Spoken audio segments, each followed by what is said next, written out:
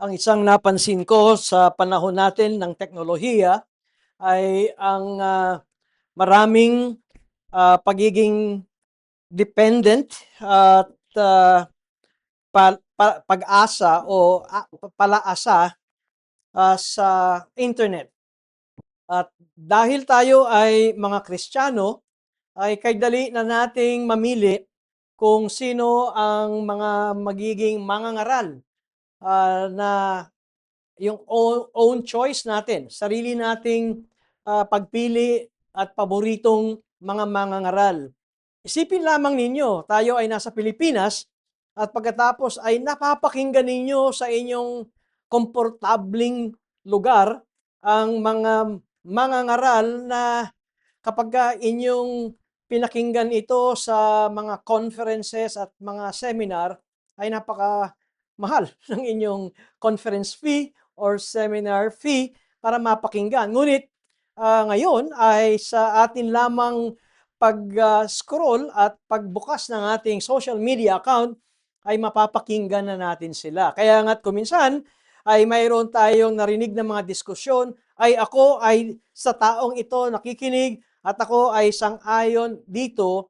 At kuminsan ito yung tinatawag ko na ang ating mga kapatid sa pananampalataya ay nai-starstruck sa mga preachers. Yung ibig kong sabihin ay para bang itong mga international na kilalang mga mangangaral ay parang naging mga celebrity na. Kaya sila yung mga celebrity preachers. At kuminsan, ang kanilang mga pinangangaral ay parang ipinapantay na ito sa otoridad na pamantayan ng buhay. Gusto kong makita natin sa pag-aaral nitong ikalawang Korinto, kabanatang 13. Alam niyo, patapos na po tayo.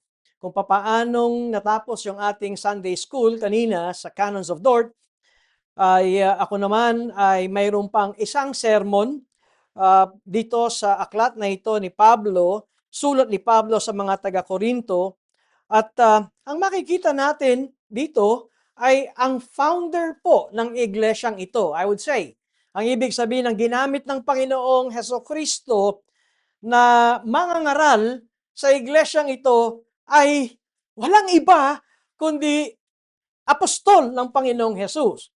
At di lamang apostol ng Panginoong Hesukristo, siya ang pinakamaraming sulat o contribution na nailagay sa New Testament.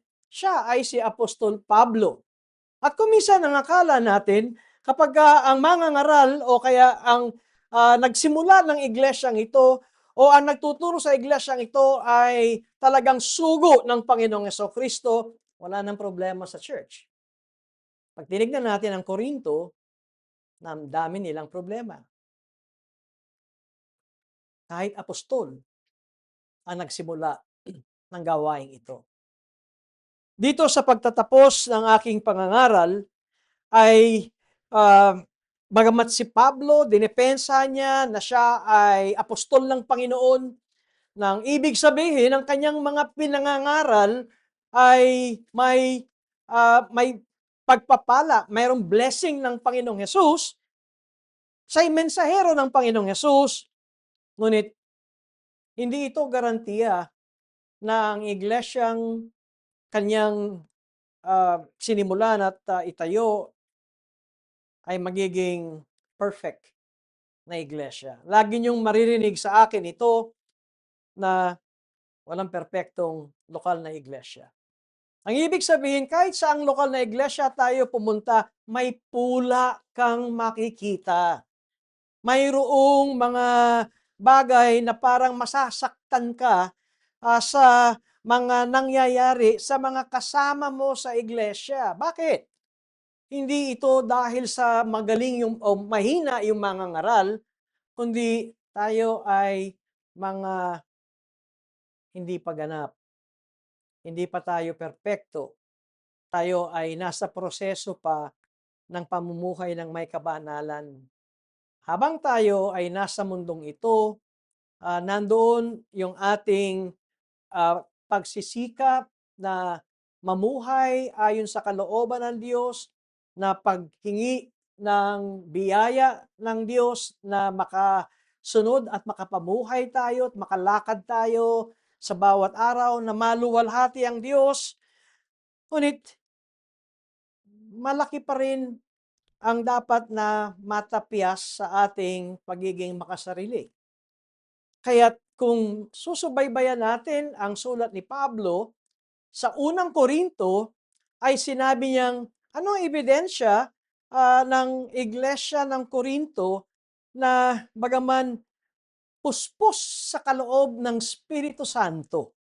Diba, makita natin nandoon ang mga gifts ng Holy Spirit, ngunit maliwanag ang dibisyon sa kanila. Maliwanag na may nagsasabing, ako ay kay Apolos, ako ay kay Pablo. Ang iba ay sabi, ako ay para kay Cephas, ako ay para kay Pedro. Pinaghati-hati ang mga lingkod ng Panginoon. At sinabi ni Pablo, ito ay isang ebidensya na kayo ay mga sanggol pa sa pananampalataya. Kaya't sa iglesia ay mayroong mga sanggol. At alam naman natin na mga sanggol ay alagain. Alam natin na mga sanggol ay ah, kuminsan ang mga sanggol ay gusto nila ay ang atensyon ay nasa kanila. Kung kayo ay magulang at may anak, ako ay may apo na at hindi lamang isa, kaya sa aking eksperyensya at ang aking asawa, ay nakikita na namin ng iba't ibang mga ugali ng aming mga apo at mayroong mga bata na kapag di napapansin, gumagawa ng kapansin-pansin na bagay para makuha yung atensyon. At may mga bata na kapag binigyan mo sila nito, ano ang sagot ng bata? Sana all. Halimbawa, birthday ni bunso, sabi nung mas bunso, wala akong cake, wala akong ice cream, wala akong balloon. Eh anak, birthday niya eh. Pag birthday mo na lang, o yun, nagkaroon na ng tantrum, nagdadadabog na. Bakit? Sa mga lolo na katulad ko, ay alam ko na yun. Dahil sa haba ng panahon ay nakita na namin ang ugali ng mga babes o mga um, sanggol sa Panginoon. Ngunit meron naman talaga na hindi mananampalataya, ngunit nasa iglesia. At dito kay Pablo ay mayroong nasa iglesia ng Korinto na di mananampalataya. Bakit mayroong ganoon? Ang Diyos na nakakaalam kung bakit pinahintulutan ng Panginoon na mayroong mga hindi mananampalataya. At ito ang mga nanggugulo. At mapapansin natin sa kasaysayan ng iglesia ay talagang hindi natin ito maiiwasan. Ngunit ano ang magiging tulong sa atin dito sa sulat ni Pablo sa mga taga-Korinto? Ang pagkakaroon ng tinatawag nating self-examination, ang pagkakaroon ng self-scrutiny, ang pagkakaroon ng tinatawag nating panunumbalik na espiritual. Dahil there is no such a thing na ang isang Kristiyano ay nagmumukmuk sa bahay at wala kang lokal na iglesia ang iyong kinabibilangan. Sabi ko nga, kung ikaw ay Kristiyano at wala kang kinabibilangang lokal na iglesia, sometimes mag-iisip ako kung tama ba ang naging iyong pundasyon. Dahil ang Espiritu Santo na nasa iyo, kung ikaw ay totoong anak ng Diyos, ay maghahanap ng kapatid o ng isang kapulungan na nandoon din ang Espiritu Santo at kagalakan mo na sila ay makasama. Ang iglesia ay hindi pang isa. Ang iglesia ay pang marami. At dahil marami tayo at iba't iba ang ating mga antas, may problema tayo. Diba? Tayo ay nagkakaroon ng mga pagsubok at paghamon sa ating relasyon. Kaya mamulat na tayo mga kapatid sa church life. Magkakaroon tayo ng kiskisan sa ating relasyon. At dahil Lagi nating sinasabi na tayo ay mga spiritual na bato na nakatayo sa pundasyon ni Kristo. Si Kristo ang ating chief cornerstone at pagkatapos ay ang mga apostol at mga propeta ang ating pundasyon. Ngayon, na-imagine ba ninyo kung papaano magtayo ang mga mason ng mga batong gusali na kung ang ginagamit nyo ay hindi hollow blocks, o hindi na yung mga smart blocks ngayon na sukat, kundi ang ginagamit ay yung mga batong buhay. Alam niyo, yung mga bato, alam niyo yung ginagawa, kinikis-kis yun. Para mag-fit in ang mga bato at mag-lock bago maitayo. Ganito ang nangyayari sa atin kapag meron tayong mga di pagkakaunawaan sa iglesia, pag may tampuhan tayo, pag may samaan tayo ng loob. Alam niyo, totoo, tayo ay nililiha, kumbaga, kinikis-kis tayo hanggang sa mag-fit in tayo sa isa't isa. Welcome to the church life. Sa hapong ito, nais kong tignan ang kahalagahan ng ating self-examination o spiritual na panunumbalik at ugnayan na magkakapatid bilang sa isang lokal na iglesia. At sinasabi ko, seryosong pagsusuri ito. Samahan po ninyo ako na basahin ko ang aking teksto sa hapong ito sa 2 Korinto, Kapitulo 13, simula talatang 5 hanggang sa talatang 10. Ito ang salita ng Diyos. Siyasatin ninyo ang inyong mga sarili kung kayo'y nasa pananampalataya. Subukin ninyo ang inyong mga sarili. Hindi ba niyo nalalaman na si Jesucristo ay nasa inyo? Malibang kayo'y nabigo sa pagsubok. Ngunit ako'y umaasa na kami ay inyong matatagpuang hindi nabigo. Subalit, nananalangin kami sa Diyos na kayo'y huwag gumawa ng anumang masama. Hindi upang kami magmukhang nakapasa sa pagsubok, kundi upang inyong magawa kung ano ang mabuti. Bagaman kami ay nagmistulang mga nabigo. Sapagkat kami walang magagawang anuman laban sa katotohanan, kundi tanging para sa katotohanan. Sapagkat kami natutuwa kung kami mahihina at kayo'y malalakas. At ito naman ang idinadalangin namin na kayo ay maging sakdal. Kaya't isinusulat ko ang mga bagay na ito samantalang ako'y wala pa sa inyo, upang kapag ako ay dumating, ay hindi na ako kailangang maging mabagsik sa aking paggamit ng kapamahalaang ibinigay sa akin ng Panginoon para sa ikatatag at hindi sa ikawawasak. Pagpalain nawa tayo ng ating Diyos sa pagbabasa ng kanyang banal na kasulatan. Sa pagbabasa ko kung paano magsalin sa Griego at alam nyo, hindi ako Greek student, pero dahil mayroong mga helps, meron ng mga Greek literature o Greek aid na makikita nyo yung Ingles at pagkatapos ay ang nasa ilalim nito ay Griego.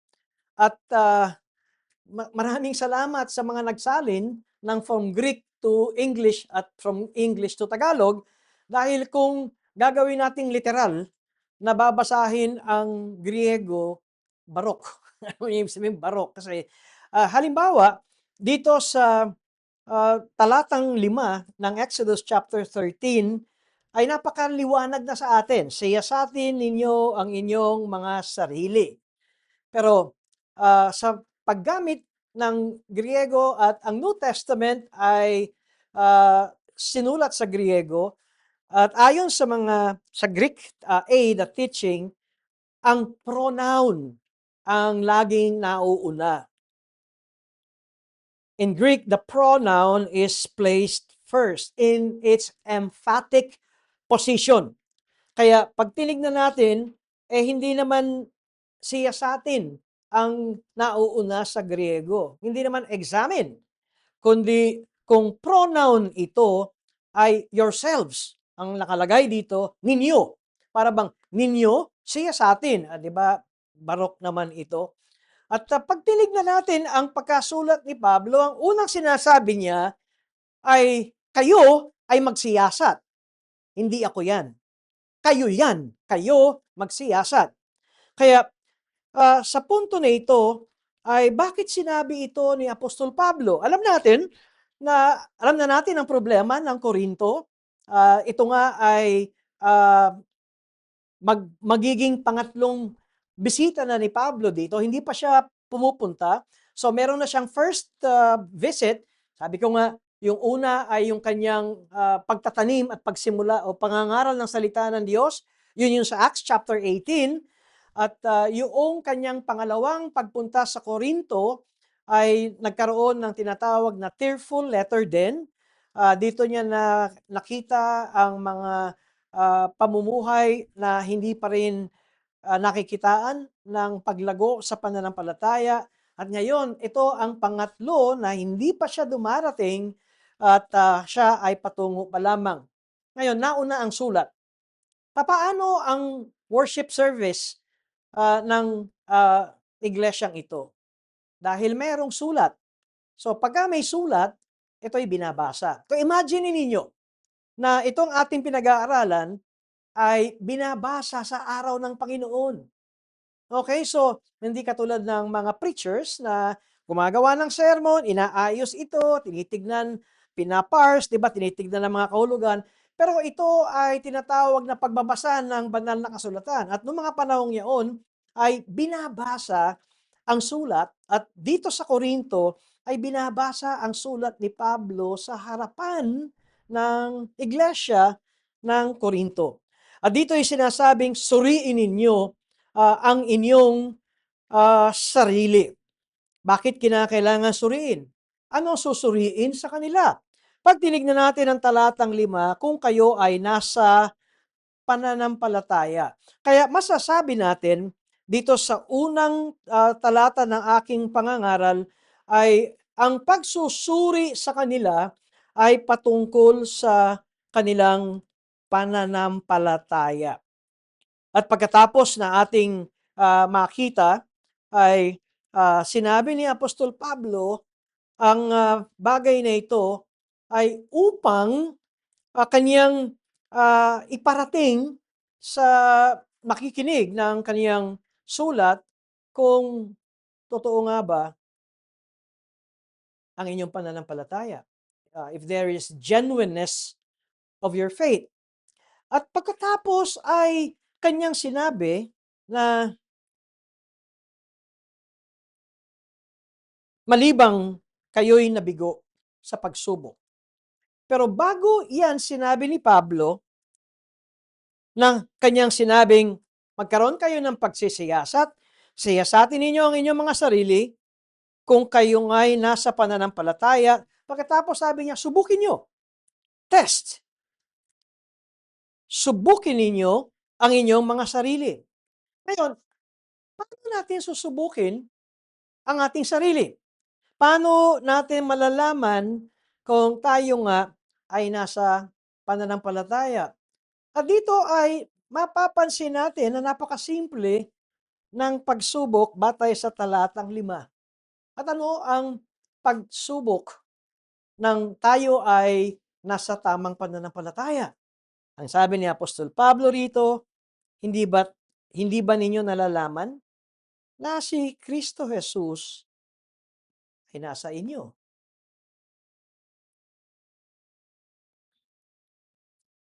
Alam nyo, sa talatang ito ay hindi sinabi ni Apostol Pablo na kailangan ay memoryado mo yung Roma Kapitulo 10. Alam niyo yung ibig kong sabihin. Kung ikaw ay sumasampalataya na si Kristo ang iyong Panginoon mula sa iyong puso, at sino man tatawag sa Kanya ng Panginoon ay maliligtas, si Kristo ay namatay, nabuhay at umakyat sa langit. Hindi yan ang sinasabi ni Apostol Pablo dito. Tandaan ninyo, ito ay sulat sa mga members. Ito ay sulat sa mga Kristiyano sa isang lokal na iglesia. At kung titingnan natin ay parang napakasimple lamang ng pagsubok na binigay ni Apostol Pablo. At kaya ko sinabi napakasimple ay sapagkat ang ang tanong lamang ay, si Kristo ba ay nasa inyo? At kung ito ay itatanong sa pangkalawakang lokal na iglesia, ay ang sagot ay, oo, siyempre naman. Di ba? Alangan na sabihin kong wala. Kaya nga ako miyembro ng iglesyang ito eh. Pero alam naman natin na ito ay subjective. Napansin ba ninyo? Ang magsusuri ay hindi yung pastor. Ang magsusuri ay hindi yung kongregasyon. Hindi katulad ng ginagawa natin dito, kapag merong gustong mag-apply for membership, siya'y pinapatayo sa harapan, pinakikinggan ng mga members, at pagkatapos ay nagtatanong ang mga members kung naintindihan ang gospel. Di ba? Yun naman ang ating ah, nakasanayan. Pero dito, ang testing ay una, hindi ito sinabing suriin ng iglesia kung si Kristo'y nananahan sa kanila. Mapapansin natin ito ay individual na pagsusuri. Hindi ba ninyo nalalaman na si Kristo ay nasa inyo? Ang point ko dito, it is a subjective uh, self-scrutiny. Ito ay bawat isa sa inyo ay magkaroon ng self-examination. Mapanganib mapanganib ata yun, di ba? Kung bawat isa sa atin ay magkaroon ng self-examination, alam naman natin na kung ang bawat isa ay magkakaroon ng pagsusuri sa kanyang sarili, pwedeng mali ang kanyang pagsusuri. Pwedeng tama, pwedeng mali. Kaya alin ba talaga ang gagawin natin? Pero walang binigay si Pablo na detalye kung papaano tayo magsuri. Maliban na sa kanyang sinabi lamang na katanungan dito ay kung si Kristo ay nasa inyo. If Christ Jesus is in you. Ngunit kung makita natin ay pagpalagay nating habang binabasa ito at sinasabing siyasatin ninyo ang inyong mga sarili, sa verse 5 ito, kung nasa pananampalataya nga kayo, subukin ninyo ang inyong mga sarili. Hindi ba nyo nalalaman na si Jesucristo ay nasa inyo? Ngayon, kung kayo ay nakikinig, ang sinasagot mo sa iyong isipan, oo, alam ko, si Kristo ay nasa akin. Pero may karugtong ang sinabi ni Pablo, malibang kayo'y nabigo sa pagsubok.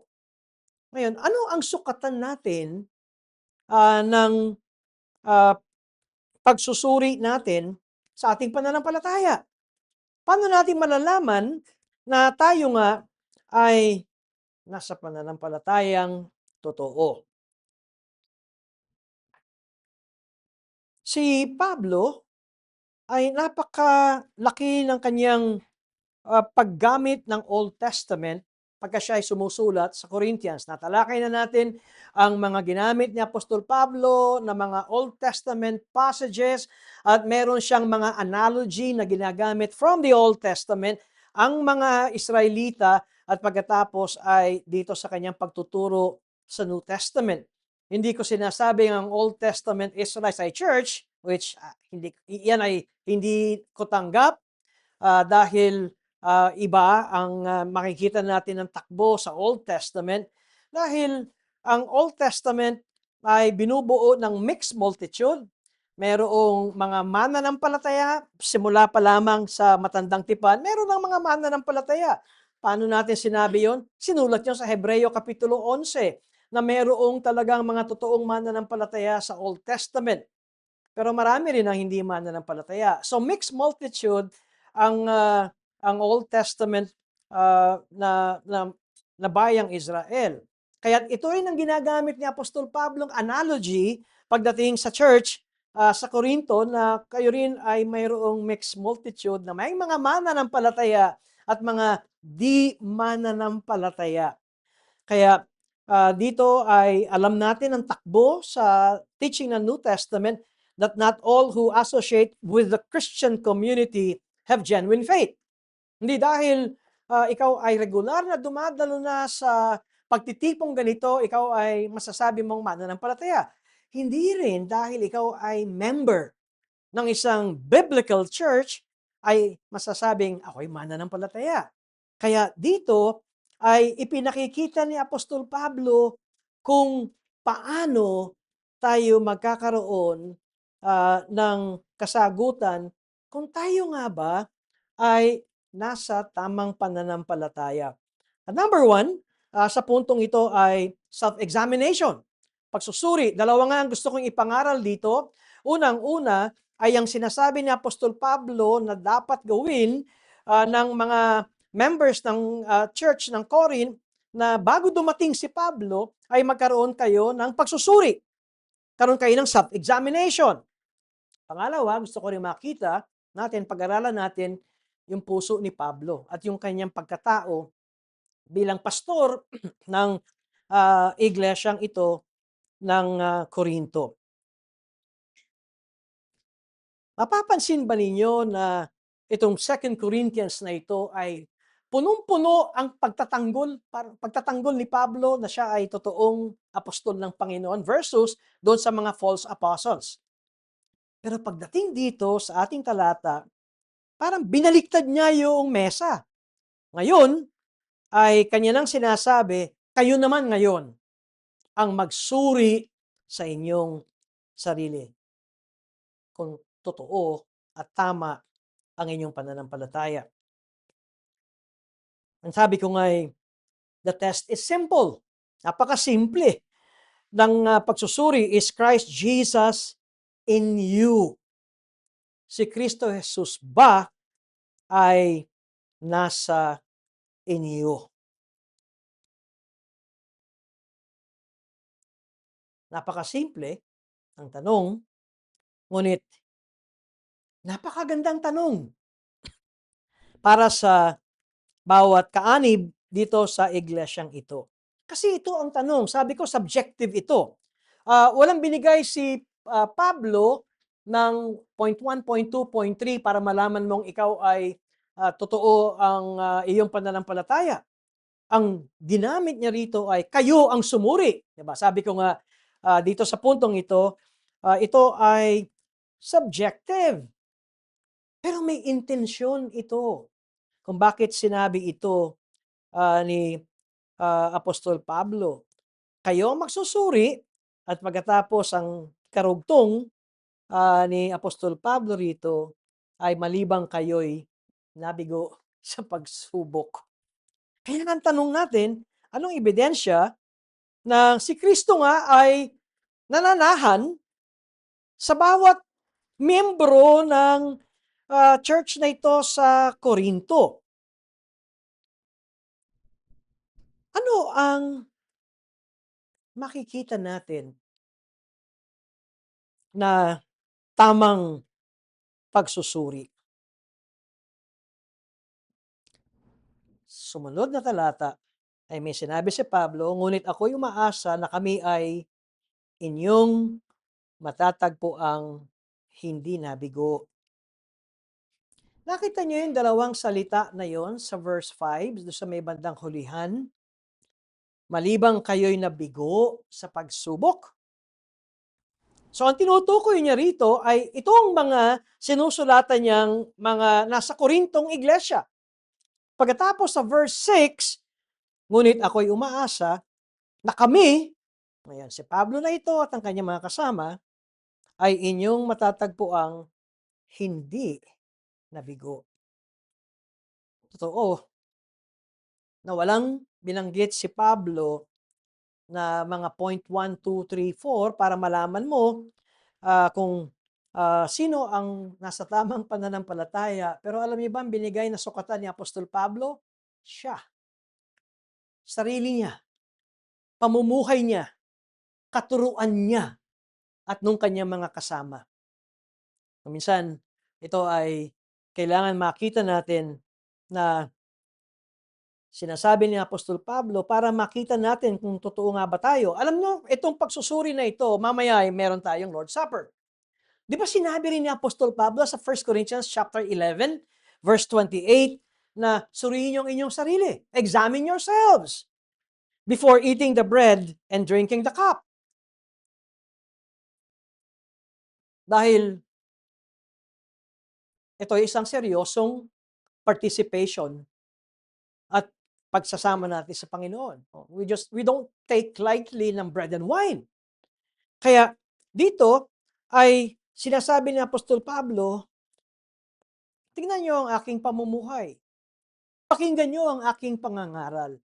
Kaya kung ako'y inyong tatanggapin bilang lingkod ng Panginoon at apostol ng Panginoon, yung aking mga pangangaral ay sumasang-ayon ba kayo doon? At pagkatapos ay kanyang sinasabi na tingnan niyo ang aking pamumuhay. Ako ba ay mabendetang tao? Tama ba yung Tagalog? Ako ba ay isang vindictive?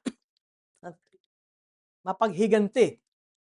Halimbawa, binanatan mo ako, sinaktan mo ako, magmula ngayon manda ka. Di ba? Laman ka ng sermon ko. Ganun ba si Pablo na kanyang ah, ini-sniper yung lahat ng mga against sa kanyang kagustuhan?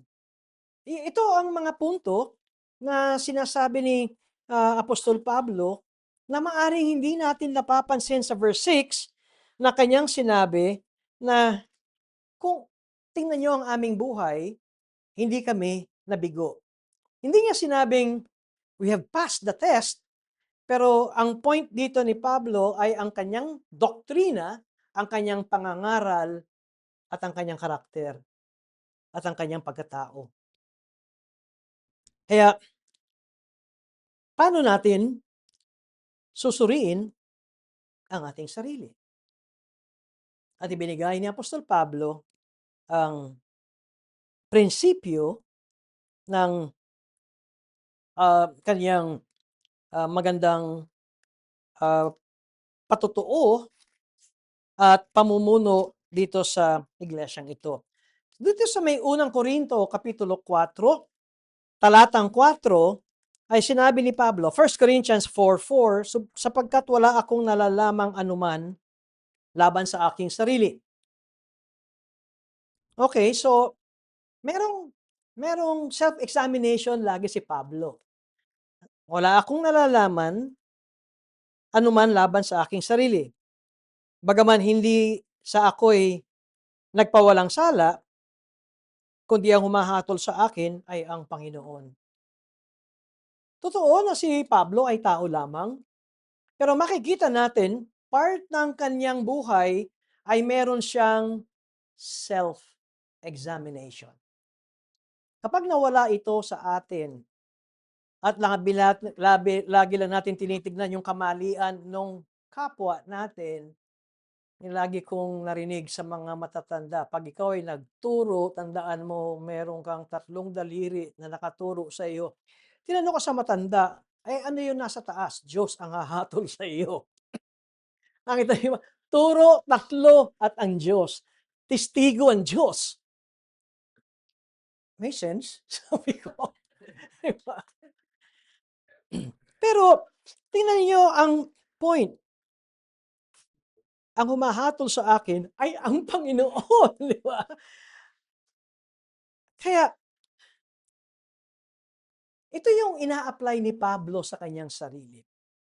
Meron siyang self-examination at siya ay may kababaang loob na sinasabing, ang Panginoon ang humahatol sa akin. Sa Pilipos, Kapitulo 3, itong sinabi ni Apostol Pablo, talatang 12. Ang sabi niya ay, hindi sa ito'y aking nakamit na, o ako'y sakdal na, kundi nagpapatuloy ako upang iyon ay aking maabot. Kung paanong ako ay inabot din ni Kristo Jesus. Pakinggan ninyo ang puso ni Pablo.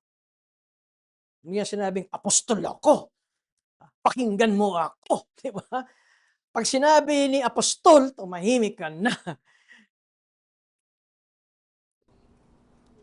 Maging si Pablo ay kanyang sinabing, "Marami pa akong dapat na matutunan at mamuhay ng may kabanalan." Alam niyo, siya lang naman ang taong umakyat sa pangatlong kalangitan, tama ba? Siya lamang ang apostol na nagsabing, "May nakita ako sa pangatlong kalangitan pero bawal sabihin." Pero ang point na gusto ko makita natin, andoon pa rin yung kanyang kababaang loob. Hindi ako perfect. Maring maring maring makasakit ako. Maring sa careless words ay makasakit ako. Hindi pa ako sakdal. At ako'y nagpapatuloy. Ito yung sinasabi natin sa mundong ito, hindi tayo magiging perpekto. Yung joke ko, maliban na lang perpekto ang pangalan mo. Pero hindi tayo magiging perpekto, pero yung goal natin ng perfection is pursuable. Pero naway, hindi nagiging diskusyon sa atin dito na, ay, matagal na akong Kristiyano kaysa sa iyo. So, do you have a condescending attitude pagdating sa mga bagay na ito? Kaya't ang punto rito ni Apostol Pablo ay yung kaseryosohan na tinatawag nating focus introspection. Ito yung pagsusuri sa ating sarili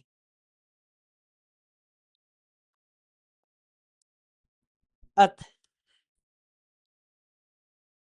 ang layunin ay lumapit sa Diyos at umamin ng ating kasalanan kung mayroon man tayong nagawang kasalanan.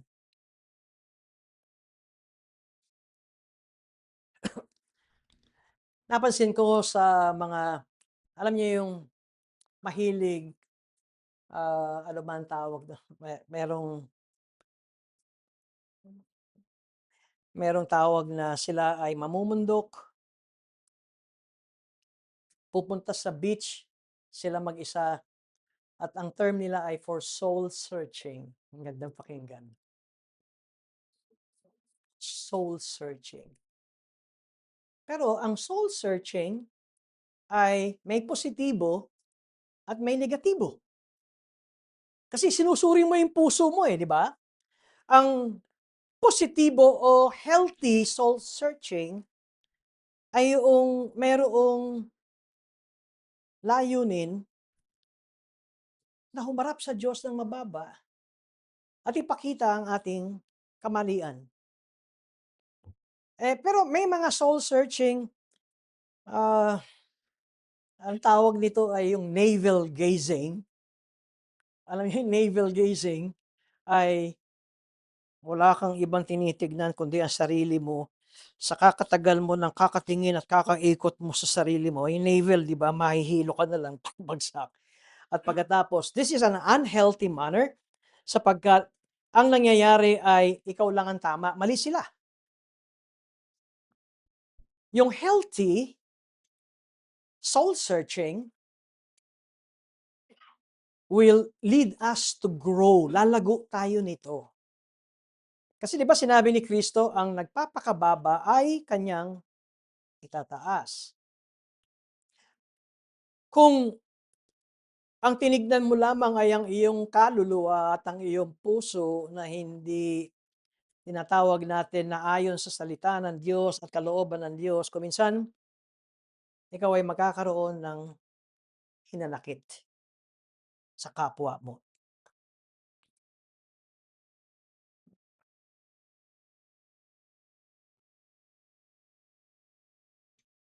Napaka-importante na bantayan natin ang ating sarili. Hindi lang yung sabihin natin, kasi ganito ang problema ko, ganito, ganito, ganito, ganito. Ngayon, kaya nga wala ako sa kalooban ng Diyos. At kung minsan madali nating mapuna ang mali sa ating mga kasama sa church, tulad halimbawa, ah, na may tungkulin tayo kapagka mayroong mga nahuhulog sa ating kasama ay sila ay ating tulungan. 'Di ba tinuro ito ni Pablo sa Galatia Kapitulo 6, simula talatang 1 hanggang sa talatang 5. Pakinggan niyo ito. Sabi niya, Galatians 6 verses 1 hanggang talatang 5. Mga kapatid, kung ang isang tao ay natagpuan sa anumang pagsuway, kayong mga espiritual,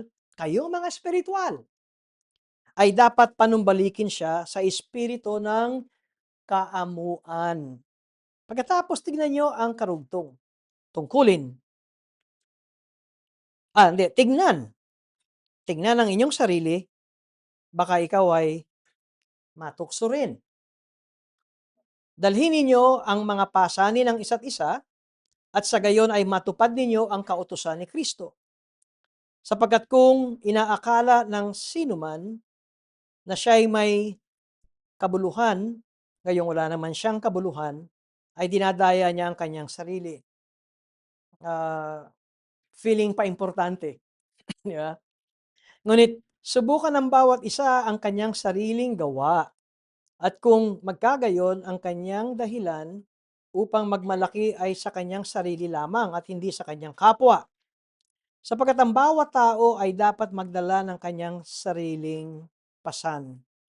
Ang point na tinuturo ni Apostol Pablo dito ay mayroon tayong tungkuling tulungan ang ating kapatid at habang ginagawa natin yan, bantayan din natin ang ating sarili.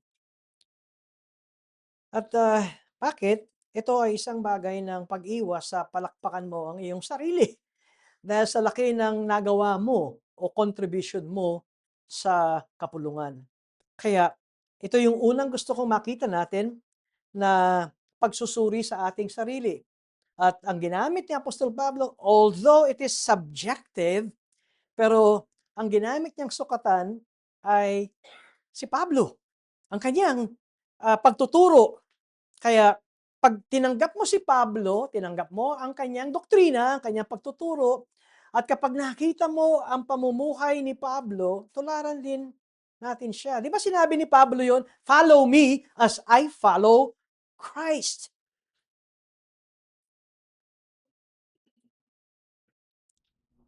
Pangalawa,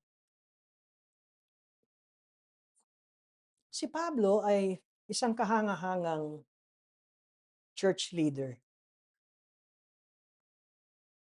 Di ba ang pag-atake sa kanya ay ang paratang sa kanya, yung kanyang anyo. Well, hindi naman na-describe sa Bible kung ano ang kanyang anyo. Sa ibang mga books ay sinasabing maliit lamang si Pablo. Wala nga siyang 5 feet eh. Tapos pag naglakad daw, para daw pana, bow-legged yung si Pablo, pango, at kaya sa itsura pa lang, ay hindi na nga siya pwedeng lumaban sa mga mala-Adonis na mga mangangaral noong panahon sa Korinto. So sa panlabas, pangit, maliit, matanda pa. Hindi kaaya-aya pakinggan dahil hindi siya eloquent. Hindi katulad ng mga false apostles and teachers na nandun yung kanilang oratorical skills. Hindi ko magets to. Bakit? Hindi ko makuha dahil pag binasa mo ang sulat ni Pablo ay talagang ang kaalaman niya at ang theology niya at ang tinuturo niya ay kahanga-hanga. Kaya nga sinabi ni Pablo ay maaaring sabihin niyo na hindi ako magaling mangaral kumpara doon sa mga sophist. Sabi ni Pablo, but I do have knowledge. Ang point ni Pablo, ang aking tinuturo ay totoo. Kaya ang paratang kay Pablo ay hindi ka panipaniwala dahil sa panlabas. Kaya nga sinabi ni Pablo, siya'y dumalangin sa Panginoon ng pangatlong beses, ngunit upang tanggalin ang tinik sa kanyang laman, ngunit ang sagot ng Diyos ay, supisyente ang biyaya ko sa iyo. Ngunit ganun pa man, tingnan natin si Pablo bilang isang church leader. Hindi siya he does not seek personal glory. Hindi siya hindi niya didepensahan ang kanyang sarili palagi at itataas niya ang kanyang sarili, ilalagay niya ang kanyang sarili sa pedestal. Ang sa kanya ay ma ma-encourage at ma-edify ang nakakarami.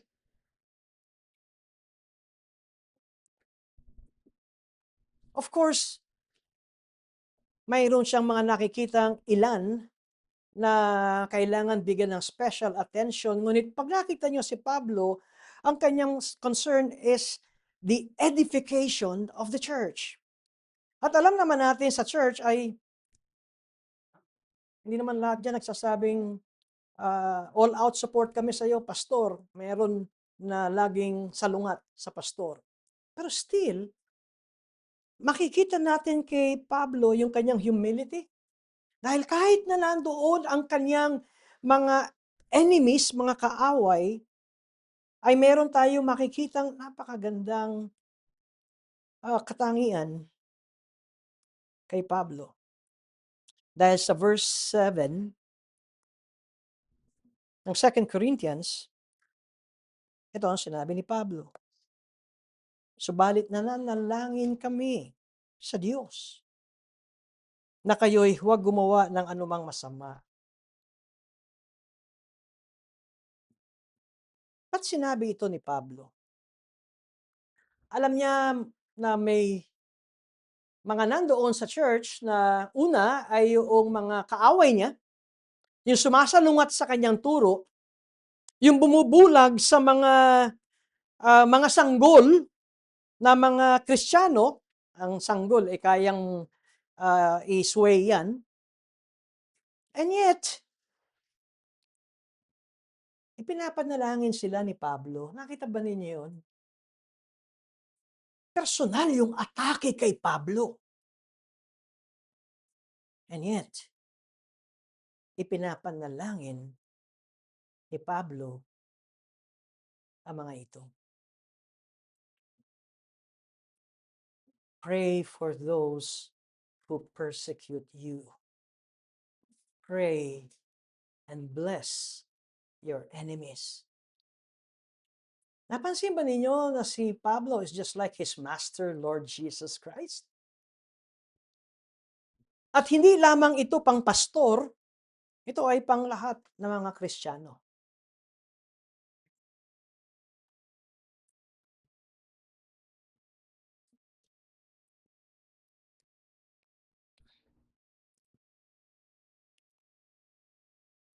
Bakit kaya nagagawa ni Pablo ang mga bagay na ito? Sapagkat hindi siya insecure. Alam niyo ang ibig sabihin? Alam niyang siya ay anak ng Diyos. Alam niya siya ay sugo ni Kristo. Alam niya na siya ay nasa biyaya at pagmamahal ng Panginoon. Alam mo ba na ikaw ay anak ng Diyos? Bakit parang pag ikaw ay nakikipag-away, ang ginagamit mong standard ay pangmundong pakikipag-away at pagpilit na ikaw ang manalo?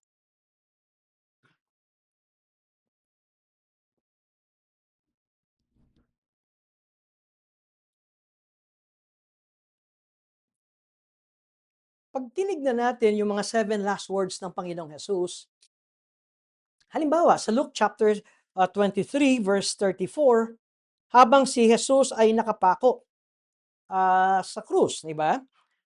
At ang nakita natin dito ay yung panalangin na, Father, forgive them for they do not know what they're doing. Minsan, nung narinig ko ang turo na yon, parang ang dating ay minsan lang sinabi ng Panginoong Yesus pagkatapos, it is finished, patay. Di ba? Yun na yung, pero ang laking tulong kapag meron tayong pagkaunawa ng Greek parsing at saka ng mga Greek tenses. At ang ginamit dito ay imperfect, Greek tense. Anong ibig sabihin nito? Ang ibig sabihin nito, habang nakapako si Kristo Jesus sa krus, ay paulit-ulit niya itong binibigkas. Ang ibig kong sabihin ay paulit-ulit niyang sinasabi ito sa Ama. Hindi lang ito yung inatake ka, personal na atake, at pagkatapos, "Oh Lord, sinunod ko na yung sinabi mo ha. Pray for those who persecute you and pray for your enemies." Tapos na. Ako'y dutiful servant mo. Kaya mo ba siyang ipanalangin araw-araw? Kaya mo ba siyang ipanalangin na ang pangalan niya ay nakasulat sa iyong harapan? O ang muka niya ay nasa iyong isipan at kaya mo siyang ipanalangin? Dahil ganito ang ginawa ng Panginoon. Habang siya'y tinatatwa at habang siya'y pinagtatawanan at habang siya'y sumisigaw na ang dami mong natulungan, ba't di mo kayang tulungan ang iyong sarili? Pero si Jesus ay paulit-ulit na nanalangin at kumbaga ay kinakatok at tumatawag sa Ama sa kalangitan na patawarin sila ng Diyos. Kahanga-hanga si Pablo dahil kahit na personal ang atake sa kanya, napansin ba ninyo? Nandun ang kanyang loving intercession. Subalit, nananalangin kami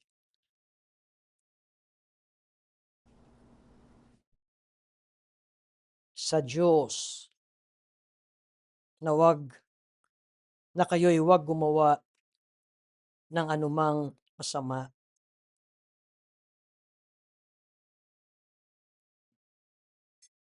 Kay Pablo, hindi point yung ibandera niyang kami ang nagtagumpay.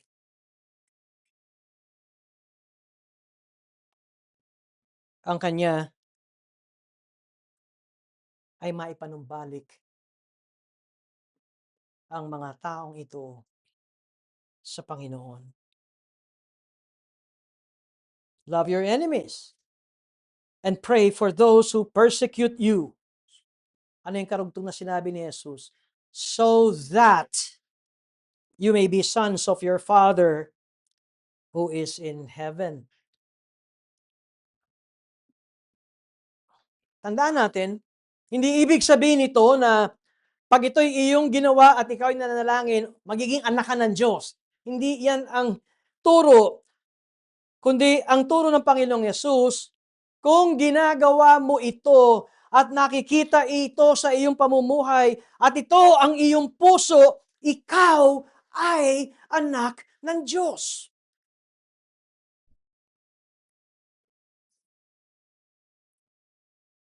Kung bakit ito ang sinabi ni Pablo, nananahan ba si Kristo sa inyo?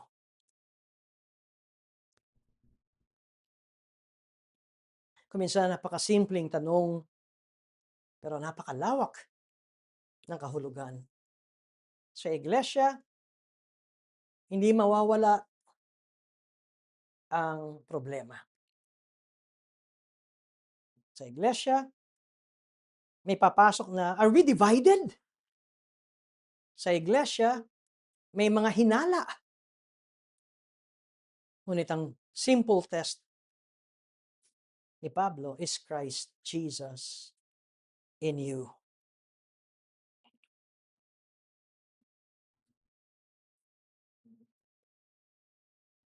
And if Christ Jesus is in us,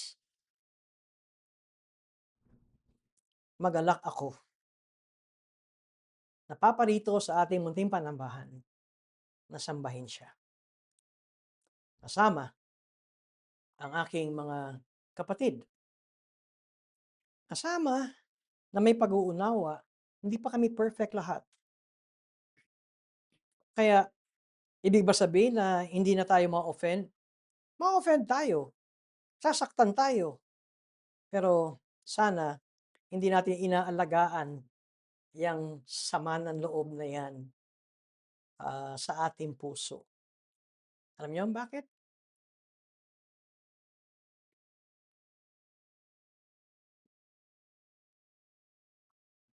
Kung paano tayo pinatawad ng Diyos sa ating mga kasalanan, matuto tayo magpatawad sa mga nagkasala sa atin. Kaya dito sa sulat ni Pablo, binibigyan niya ng huling pagkakataon ng mga mananampalataya at mga members dito sa Corinthians na bago siya dumating, suriin nila ang kanilang sarili. Ayaw ni Pablo na ipakita ang bagsik ng kanyang pagiging apostol ng Panginoon. Mas nanaisin niya na sila ay magsisi sa kanilang kasalanan, magpakumbaba sa Diyos. At bago siya dumating, ay magkaroon sila ng pagsusuri sa kanilang sarili. At naway natuto rin tayo sa buhay ni Pablo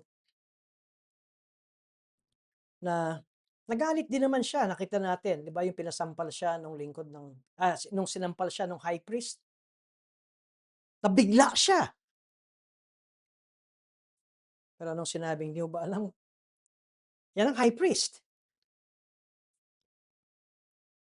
Sa paggalang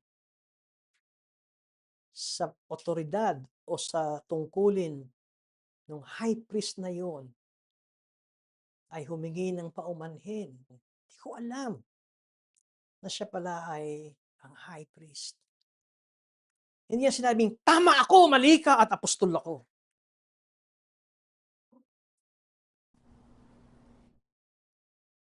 Nawa mga kapatid, huwag tayong huminto sa panalangin ng ating mga kritiko. Ganito ang isang napansin ko, na kahit na ang hirap ipanalangin ang iyong mga kritiko, pero kung sila ay araw-araw o maya't maya mong idinadalangin, abay nag improve hindi sila. Alam niyo ba yung point? Kung minsan ang sinasabi natin, "Baguhin niyo sila, baguhin niyo sila, baguhin niyo sila." Hindi sila nag-improve, hindi sila nagbago. Ikaw ang nagbago. Kasi ngayon ay wala ka ng hatred, kundi may compassion ka na sa kanila sa pag-araw-araw mo silang ipinanalangin.